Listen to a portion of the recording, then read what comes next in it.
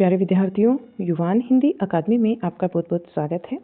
आज का हमारा जो क्लास होगा वो संस्कृत साहित्य पर होगा। जो भी विद्यार्थी हमसे नया जुड़ा है उनके लिए मैं एक इन्फॉर्मेशन दे देती हूँ, बता देती हूँ कि हम यहाँ पर टीजीटी पीजीटी हिंदी की तैयारी कर रहे हैं 2026 की परीक्षा के लिए। हमारे 3 क्लासेज चलते हैं, जिसमें पहला क्लास आपको सुबह 8 बजे देखने को मिलता है। सुबह 8 बजे देखने को मिलता है हिंदी साहित्य का, जहाँ हमारा भक्तिकाल चला हुआ है फिलहाल, और उसमें हमारे 4 क्लास कंप्लीट हो चुके हैं। ठीक है, तो जो विद्यार्थी साहित्य पढ़ना चाहता है हमसे, वो अभी तक के सारे क्लासेस देखिएगा, प्लेलिस्ट चैनल पर अवेलेबल है। फिर 2 बजे आप देखते हैं मंडे ट्यूसडे वेडनेसडे को हिंदी व्याकरण को। 2 बजे आप क्या देखते हैं? हिंदी व्याकरण को देखते हैं। बाद के 3 दिन थर्सडे फ्राइडे सैटरडे आप क्या देखते हैं? संस्कृत साहित्य को देखते हैं। कितने बजे देखते हैं? 2 बजे देखते हैं। तो आज थर्सडे है, आप क्या देखेंगे? संस्कृत साहित्य का क्लास देखेंगे। चलिए अब हम अपनी क्लास को शुरू करते हैं। पिछले हफ्ते आपने पढ़ा था संस्कृत साहित्य, जिसमें हमने आपको पूरा सिलेबस समझाया था कि कालिदास जी को हमें पढ़ना है, उनके महाकाव्य, गीति काव्य, नाटक को हमें पढ़ना है। भारवी पढ़ेंगे, माघ को पढ़ेंगे, श्रीहर्ष, भास, राजशेखर, दंडी, भवभूति, और क्या पढ़ना था हमें यहाँ पर? बाणभट्ट, सुद्रख, विशाखदत्त, ये बहुत छोटे छोटे से हैं कवि, इन सबको पढ़ेंगे। हर्ष और जयदेव को पढ़ेंगे। ठीक है, ये मैंने आपको सिलेबस के अंतर्गत बताया था कि 13 जो कवि हैं वो हमें यहाँ पर देखने हैं, उनकी रचनाओं को देखना है। वो सब हम डिटेल में कर लेंगे। अब हमने फिर आपका क्लास लिया था कालिदास पर। ये आप कालिदास जी को देख रहे हैं। इनके विषय में मैंने बताया था, पिछली क्लास का थोड़ा रिवाइज करा देती हूँ, फिर हम महाकाव्य को आज पढ़ेंगे। ठीक है, मैंने बताया था कि कालिदास जी का जो प्रिय अलंकार था वो कौन सा था? उपमा अलंकार था। कालिदास का प्रिय अलंकार उपमा अलंकार था, इसलिए उन्हें क्या कहा गया है? उपमा कालिदासस्य की उपाधि भी दी गई है। कालिदास वैदर्भी रीति के सर्वोच्च कवि हैं। कालिदास के जीवन वृत्त के विषय में कोई प्रमाणिक सामग्री उपलब्ध नहीं है, और कविदंती है कि वे बाल्यकाल में अत्यंत ही मूर्ख थे। अपने समय की विधोत्मा नामक विदुषी, विधोत्मा जो सर्वोत्तम विदुषी थी, ज्ञानवती थी उस समय विधोत्मा, वे एक राजकुमारी थी, उनके साथ में उनका विवाह का प्रपंच रचा जाता है, और पंडितों ने मूक शास्त्रार्थ का आयोजन किया, जिसमें कालिदास को विजयी घोषित कर दिया गया। विवाह के पश्चात पत्नी के द्वारा, जब पत्नी को मालूम होता है कि कालिदास जी जो हैं वो बहुत ही ज़्यादा मूर्ख हैं, तो वो उनका तिरस्कार करती है। तिरस्कृत होने पर कालिदास काली देवी की उपासना करने लगते हैं, काली देवी के मंदिर में चले जाते हैं और वहाँ उनकी उपासना करते हैं तथा विद्या का वरदान प्राप्त करके वे घर में लौटते हैं। फिर अपनी पत्नी से कहते हैं कालिदास जी कि अनावृत कपाटम द्वारम देहि, दरवाजा खोलो। इसका मतलब क्या होता है कि दरवाजा खोलो। तो विधोत्मा ने कहा अस्ति कश्चिद वागी वेशः, कि वाणी में अब कुछ विशेषता आ गई है। कालिदास जी फिर अस्ति से, उनके द्वारा, उनकी पत्नी के द्वारा कही गई ये जो 3 शब्द हैं, इनसे ही 3 रचनाएं करते हैं वो। अस्ति से कुमार संभव की रचना करते हैं, कश्चिद से मेघदूत की करते हैं, और वाग से रघुवंशम की रचना करते हैं। कालिदास की जो रचनाएं हैं वो 7 प्रसिद्ध रचनाएं हैं, और अगर क्रम में आप इनको जानना चाहते हैं तो ये इनकी रचनाओं का क्रम है। सबसे पहले इन्होंने ऋतुसंहार की रचना की, फिर कुमार संभव की रचना करी, फिर मालविकाग्निमित्रम, देन विक्रमोर्वशीयम, फिर आता है मेघदूत, फिर रघुवंशम की रचना ये करते हैं, और 7वें नंबर पर क्या आता है? अभिज्ञान शाकुंतलम, इसकी रचना करते हैं। कालिदास जी ने 2 महाकाव्य लिखे हैं, जिसमें कुमार संभव आता है जिसके अंतर्गत 17 सर्ग हैं, रघुवंशम आता है जिसमें 19 सर्ग हैं, गीति काव्य आता है 2 गीति काव्य इन्होंने लिखे, 2 ही इन्होंने लिखे हैं महाकाव्य, और 2 ही लिखे हैं इन्होंने गीति काव्य। गीति काव्य में ऋतुसंहार है जिसके अंतर्गत 6 सर्ग है, मेघदूत है। नाटक की अगर बात करते हैं तो कालिदास जी ने 3 नाटकों की रचना की है। पहला नाटक इनका मालविकाग्निमित्रम है, जो कि 5 अंक का है। दूसरा जो नाटक है वो विक्रमोर्वशीयम है, ये भी 5 अंक का है। तीसरा नाटक इनका अभिज्ञान शाकुंतलम है, ये 7 अंक का है। यहाँ तक तो हमने देखा था लास्ट क्लास में, यानी जो विद्यार्थियों ने पहला क्लास नहीं भी देखा होगा और इस क्लास में हमारे साथ जुड़े होंगे तो उनका रिवाइज हो गया। ये आपको अपना नोट्स बनाना है बहुत ही अच्छे तरीके से, सुंदर तरीके से। साहित्य में भी नोट्स बनाना है, ग्रामर में भी नोट्स बनाना है, ठीक है, हिंदी व्याकरण में आपको नोट्स बनाना है, और आपको संस्कृत साहित्य का भी नोट्स बनाना है। यानी कि 3 टॉपिक जो है हमारे 3 सब्जेक्ट के साथ चल रहे हैं। आपके सिलेबस को जल्दी से जल्दी कवर करेंगे, फिर हम PYQ करेंगे, अपनी पूरी तैयारी करेंगे बहुत ही अच्छे से। 2 क्लास लिया करेंगे PYQ की, और उसको भी अच्छे से बेहतर तरीके से करते हुए चलेंगे। तो आज हम पढ़ने वाले हैं संस्कृत साहित्य की क्लास में महाकाव्य को। ठीक है, कुमार संभव को देखिएगा। सबसे पहले जो महाकाव्य पढ़ेंगे वो पढ़ेंगे कुमार संभव। हमें पता है कि कुमार संभव के अंतर्गत 17 सर्ग हैं, और ये कालिदास जी का महाकाव्य है।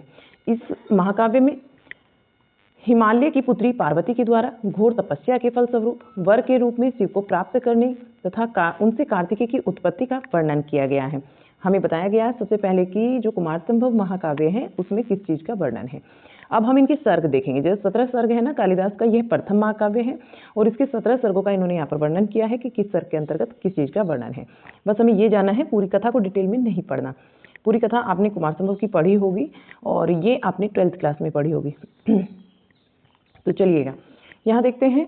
सर्ग 1 में हिमालय का वर्णन तथा पार्वती की उत्पत्ति का वर्णन है। सर्ग 2 के अंतर्गत इसमें तारकासुर से पीड़ित देवों को ब्रह्मा के पास जाना और शिव पार्वती के पुत्र स्कंद के द्वारा तारकासुर के वध का उपाय ब्रह्मा के द्वारा बताया जाना। सर्ग 3 में कामदेव के द्वारा शिव की तपस्या का भंग किया जाना। सर्ग 4 में पति के नाश पर रति का विलाप का वर्णन किया गया है और सर्ग 5 में पार्वती की घोर तपस्या का वर्णन है। पति के नाश पर रति का विलाप का क्या मतलब है? सर्ग 4 में जो कामदेव जी थे वो जब शिव अपनी तपस्या में लीन थे, भगवान शिव, तो कामदेव उनको तपस्या से बाहर निकालते हैं और क्रोधित होकर शिव जी जो हैं उनको भस्म कर देते हैं। तब क्या होता है? 4 सर्ग में रति विलाप करती है और 5 सर्ग में पार्वती की घोर तपस्या का वर्णन यहाँ किया गया है। सर्ग 6 के अंतर्गत विवाह उत्सुक शिव का पार्वती, क्योंकि कामदेव तो अपना काम कर चुके थे, अब क्या होता है? विवाह उत्सुक शिव का पार्वती के याचनार्थ सप्त ऋषियों को हिमालय के पास भेजना, इसका वर्णन किया गया है। सर्ग 7 में शिव की बारात और पार्वती परिणय का वर्णन है। सर्ग 8 में शिव पार्वती का दाम्पत्य जीवन केली विहार का वर्णन किया गया। सर्ग 9 में दाम्पत्य सुखा अनुभव करते हुए विविध पर्वतों आदि पर घूमकर कैलाश पर्वत पर वापस आने का वर्णन है। सर्ग 10 में कार्तिकेय का गर्भ में आना और सर्ग 11 में कुमार का जन्म तथा कुमार का बाल्य अवस्था का वर्णन किया गया है। सर्ग 12 के अंतर कुमार का सेनापतित्व का वर्णन है। सर्ग 13 में कुमार के द्वारा सैन्य संचालन का वर्णन है। सर्ग 14 में देवसेना का आक्रमणार्थ प्रणय यहाँ पर किया गया है। सर्ग 15 में देवासुर सैन्य संघर्ष का वर्णन है। सर्ग 16 के अंतर्गत युद्ध का वर्णन है और सर्ग 17 में तारकासुर के वध का वर्णन किया गया है। आपने यहाँ पर कुमार संभव से संबंधित सारे 17 सर्गों को देख लिया है कि किस सर्ग के अंतर्गत किस चीज का वर्णन किया गया है। यही हमें जानना है, यही हमसे क्वेश्चन पूछा जाता है। अब जो हम देखेंगे दूसरे महाकाव्य को देखेंगे। दूसरे महाकाव्य में आता है रघुवंशम। रघुवंशम इसके अंतर्गत 19 सर्ग हैं। ध्यान रखेंगे कि रघुवंशम में कितने सर्ग हैं, कुमार संभव में कितने सर्ग है। क्वेश्चन यहाँ से भी बनता है, बिल्कुल ऊपर से ही डीपली भी नहीं जाता। कई बार क्या होता है, एग्जामिनर अंदर में नहीं जाएगा, इसकी गहराई में नहीं घुसेगा रघुवंशम की, और ऊपर से ही आपसे क्वेश्चन पुट आउट कर लिया जाएगा कि रघुवंशम में सर्ग कितने हैं, तो आप बता देंगे। 4 ऑप्शन होंगे, वहाँ आप बताएंगे कि 19 सर्ग हैं। यहाँ से क्वेश्चन बनता है। इसमें मनु को लेकर सूर्यवंशी 31 राजाओं का वर्णन किया गया है। ये भी 12th क्लास में आपने डिटेल में पढ़ लिया होगा रघुवंशम। इसमें राम के जीवन का विशद एवं विस्तृत वर्णन है। सर्ग 1 में इसमें राजा दिलीप की संतानहीनता और संतान प्रयार्थ यानी कि संतान की प्राप्ति के लिए जो प्रयत्न किए गए वो बताए गए हैं। कवि कुलगुरु वशिष्ठ के आदेश पर कामधेनु की पुत्री नंदिनी की सेवा का व्रत लेना, और कितनी वे सेवा करते हैं नंदिनी की, कितनी सेवा करते हैं राजा दिलीप, वो सारा का सारा वर्णन इन्होंने 12th क्लास में दिया है, जहाँ ये रघुवंशम लगा हुआ होता है।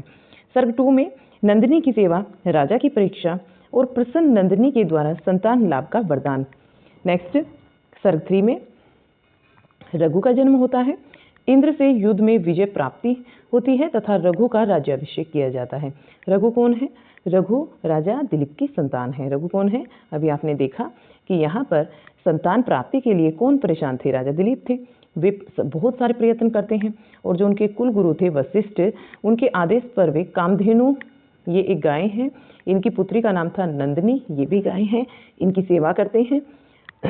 और नंदिनी की सेवा से राजा की जो परीक्षा ली जाती है, नंदिनी यानी कि वो तो एक दैवीय शक्ति थी एक तरीके से उसके अंदर, और वो राजा की परीक्षा लेती है। परीक्षा में जब राजा दिलीप सफल हो जाते हैं तब नंदिनी के द्वारा संतान प्राप्ति का वरदान उनको मिलता है। ठीक है, और जब वरदान मिल जाता है कुछ समय के पश्चात में रघु का जन्म होता है।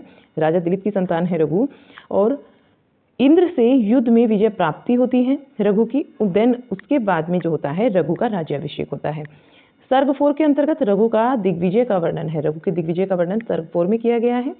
सर्ग 5 में ब्रह्मचारी कोत्स द्वारा गुरु दक्षिणार्थ 4 करोड़ रुपए की याचना की जाती है। 14 करोड़ रुपए की याचना की जाती है। किसके द्वारा की जाती है? ब्रह्मचारी कोत्स के द्वारा गुरु दक्षिणा के रूप में 14 करोड़ रुपए उन्होंने मांग लिए। देखिए कितनी गुरु दक्षिणा मांगी जाती थी, है ना, कितनी दी जाती थी? 14 करोड़ रुपए दी गई यहाँ। फिर सर्ग 6 में इंदुमती स्वयंवर का वर्णन है। सर्ग 7 में अज इंदुमती परिणय का वर्णन किया गया।